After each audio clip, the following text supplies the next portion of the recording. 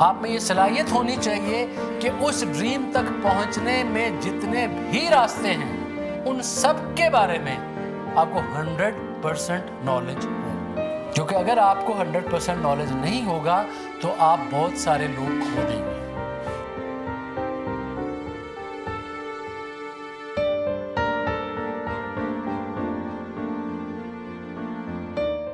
Dream ایک الگ چیز ہے، راستہ ایک الگ چیز ہے، ٹریک ایک الگ چیز ہے، اس کے بیچ میں آنے والی، اب پیچھے ہم نے پڑھا تھا پوزیشننگ کیا ہے آپ کی، کہ آپ کہاں کہاں آپ کی پوزیشننگ بنتی ہے۔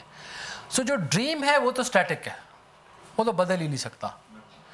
اب بات یہ ہے کہ یہاں آ جاتا ہے لیڈرشپ کویسچن۔ آپ کو ایز اے لیڈر سوچنا پڑے گا۔ یہ لیڈرشپ الگ ایک، آپ کو پتہ ہے کتنا بڑا ٹاپک ہے۔ ایز اے لیڈر جب آپ سوچیں گے تو آپ کا پورا پرسپیکٹو ہی چینج ہو جائے گا چیزوں کو لے کے چلنے کا۔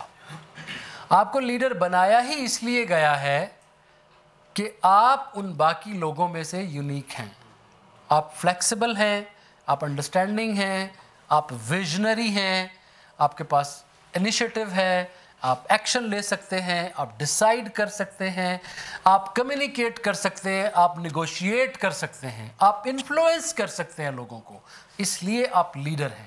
سو پہلی بات میں نے آپ سے کہا، ہمارا پرابلم سٹارٹ ہی ادھر سے ہوتا ہے کہ ہم بہت جلدی باتیں پکڑ کے معاملات خراب کر دیتے ہیں۔ ہم کیا کرتے ہیں کہ جب آپ کسی کو یہ بتانے کی کوشش کرتے ہیں کہ لیٹس چینج دا ٹریک، راستہ بدلتے ہیں، تو اس کا میسج یہ کنوے ہوتا ہے کہ ڈریم بدلتے ہیں، اور لڑائی شروع ہو جاتی ہے، چاہے وہ ود ان دا ٹیم ہو یا آؤٹ سائڈ دا ٹیم ہو۔ تو ایک لیڈر کا کام یہ ہے کہ اس کلیئرٹی کو برقرار رکھنا کہ ڈریم ڈیسٹینیشن میں اور اس ٹریک میں کیا فرق ہے۔ ایک ہی جگہ کے اوپر ہزاروں راستے پہنچتے ہیں، یہ آپ کو بڑی اچھی طرح پتہ ہے۔ جہاز بھی جاتا ہے، ٹرین بھی جاتی ہے، گاڑی بھی جاتی ہے، پیدل بھی جاتے ہیں، بیل گاڑی بھی جاتی ہے، اور کئی قسم کے طریقے ہیں جو ایک ہی ڈیسٹینیشن کے اوپر جاتے ہیں۔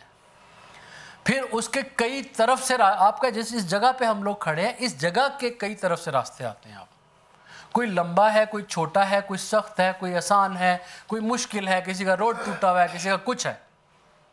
تو جب آپ نے کسی کو یہ سکھا دیا کہ یہ ڈریم ورتھ ہے، اس پہ ہمیں جانا چاہیے، تو آپ اس کو یہ بھی سکھا سکتے ہیں کہ اس کے اوپر کتنے راستے جاتے ہیں اس ڈریم تک، اور کون سے راستے پہ کتنا وقت لگتا ہے، کون سے راستے پہ کتنے ریسورسز لگتے ہیں، کون سے راستے پہ کتنی سیکریفائس دینا پڑتی ہے۔ اگر آپ کو خود کلیئرٹی ہے تو آپ وہ کلیئرٹی آگے منتقل کر سکیں گے۔ اگر آپ کو خود کلیئرٹی نہیں ہے تو آپ کبھی بھی دوسروں کو منتقل نہیں کر پائیں گے۔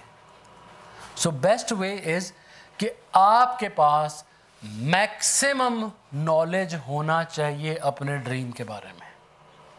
اگر آپ انکمپیٹنٹ ہیں، یعنی کسی بھی وجہ سے آپ نے لوگوں کو یقین تو دلا دیا لیکن آپ انکمپیٹنٹ بھی ہیں، اس کے ساتھ ساتھ آپ لیڈرشپ کوالٹیز آپ میں نہیں ہیں، کوئی چیزیں ہوتی ہیں وہ ٹائملی بڑا امپیکٹ کر جاتی ہیں۔